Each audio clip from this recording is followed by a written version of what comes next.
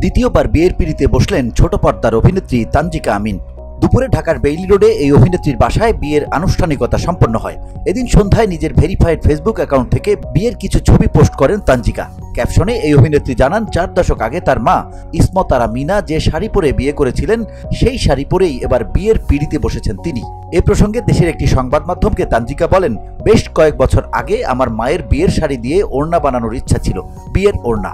যে আমার বিয়ের কস্টিউম করেছে সে বলল, আপু আন্টির শাড়িটা এত সুন্দর, এটা কেটে ওড়না কেন বানাবে, এটা কেন তুমি বিয়েতে পরছো না? তারপর ভাবলাম আসলেই কেন নয়। এরপর সেটার সঙ্গে মানিয়ে যায় সেরকম ওড়না, ব্লাউজ ও অন্য সবকিছু সে বানিয়ে দিয়েছে। আমি যে গয়না পরেছি সেটাও 50 বছর আগের নকশা করা। জানা যায় তানজিকার স্বামীর নাম সাইফ বাসুনিয়া। 25 বছরেরও বেশি সময় ধরে অস্ট্রেলিয়ায় বসবাস করা সাইফের তানজিকার সাথে পরিচয় হয় 2018 সালে। বিয়ে প্রসঙ্গে তানজিকা বলেন, আমাদের শুধু আক্ত হয়েছে জুমার আগে, একেবারে পারিবারিকভাবে। আত্মীয় স্বজনেরা ছিলেন। সাইফকে আমি 2018 সাল থেকে চিনলেও কখনো তাকে বিয়ে করব এমনটা ভাবিনি। তবে আমাদের বন্ধুত্ব ছিল, সেটা যে প্রেম বা বিয়েতে গড়াবে তা ভাবিনি। অবশেষে তা হয়ে গেল। প্রসঙ্গত প্রায় 1 যুগ আগে স্থপতি ইনামুল করিম নির্ঝরকে বিয়ে করেছিলেন তানজিকা। তবে তাদের সংসার বেশি দিন টেকেনি। VOD Bangla news desk.